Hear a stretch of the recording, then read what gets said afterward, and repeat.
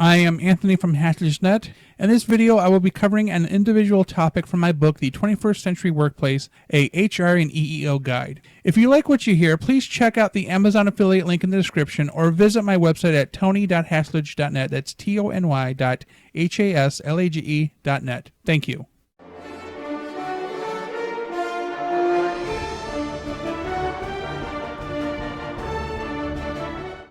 Welcome to Casual August. I am Anthony from Haslage, and today we're going to talk about making reasonable accommodations for employees. I used to volunteer for an organization that held their largest event during the worst part of winter. When I say largest, I mean in size, scale, attendance, activities, food, and much more. A few years prior, the event had even incorporated a support services department for the physically disabled to assist its growing handicapped population. In 2011, a blizzard the day before the event did not even hurt its attendance. In fact, the attendance numbers had been steadily increasing over the years. Their guest speakers were the tops in the industry, and the organization flew them in from all over the country, even providing them with hotel rooms and meals in addition to their contracted pay. The around-the-clock entertainment opportunities available to the attendees were vast, and the many ways to spend one's money was just mind-boggling. However, what many volunteers did not know was that the organization was in trouble and that suddenly its ownership had changed hands. Apparently, a former senior manager embezzled heavily, forcing the previous owners to sell the organization to make up their losses. The new owner, learning from the mistakes of the previous owner, decided to retain a lawyer to protect his investment. The problem was that the owner began to rely too heavily on the lawyer to respond to even the simplest of concerns. To top it off, the lawyer kept the typical 9 to 5 business hours and did not work weekends. This was a critical issue for an event where half of it occurred over the weekend and ran 24 hours a day. It was Saturday evening, and it was the busiest day of the entire event. As with every activity at the event, there was space created so that physically disabled attendees could safely participate. Those that suffered any physical disability would receive a special sticker on their badge that indicated that they would require assistance finding their seats. For those in wheelchairs, seats were removed from rows so they could park without being blocked or blocking others. For those with vision problems, they were given seating within the first few rows.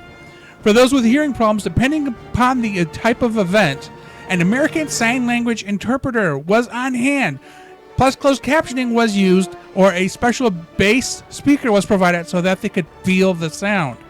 The most popular activity of Saturday evening was a dance. Some of the volunteers could only assist during the weekend, so when the staff leaders assigned many of the people, those people had not been tested in other scenarios to evaluate strengths and weaknesses.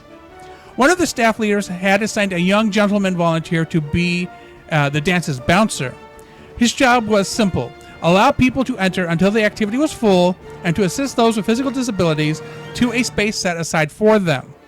Within a half hour after the dance began, 3 complaints had been reported to the Support Services Department stating that the bouncer was not permitting anyone with a handicap into the dance. After another half hour had passed, the complaints were up to 7. The Support Services Department director was contacted to investigate and reported back that he saw no reason for anyone to have been denied access, as spaces set aside for the handicapped individuals was empty. The Support Services Department director then contacted his supervisor, and she investigated. After another half hour, she reported that the issue was that the young gentleman volunteer who was assigned to be the bouncer was unable to read the badges due to having poor vision. He was simply identifying the badges based upon their shape and general color scheme because he was unable to read any of the print on the badges, including the stickers for the physically disabled. Because of this volunteer's disability, the supervisor feared removing the volunteer from his position in fear that somehow the event could be sued for discrimination based upon his disability. Eventually, the news got to the owner, and then he called his lawyer over and over again until the lawyer picked up the telephone so he could ask if the volunteer could be removed from his position without fear of legal reprisal. The lawyer, upset that he was bothered while he was sleeping, cited an abridged form of the Americans with Disabilities Act. The American with Disabilities Act, or ADA, was established in 1990. As a means to discourage discrimination against individuals with disabilities in the workplace, as well as provide reasonable accommodations to overcome most disabilities. It also includes protections against discriminatory actions during hiring and firing processes. But the focus of this topic is based squarely on someone already in a position. The Americans with Disabilities Act does not typically cover for volunteers unless they are getting some form of compensation.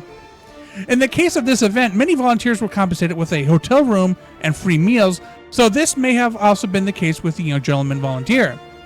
Assuming that the aforementioned is true, reasonable accommodations could have been made many ways for this volunteer. The easiest route would have been providing a magnifying glass for the volunteer. Otherwise, the volunteer could have been assigned to a vacant position.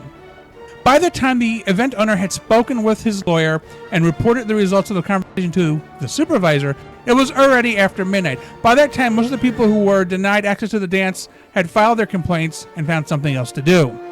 Short of dismissing the volunteer based upon his disability, the supervisor and owner did not have to escalate the issue to the point of seeking legal counsel.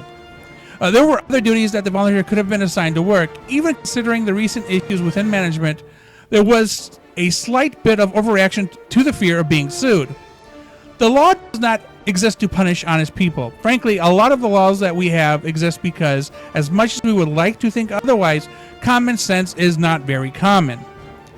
To wrap it up, the volunteer asked to help. Chances are that if he would have been asked, he would have most likely been glad to take up another assignment. Thanks for watching. Remember to like and subscribe.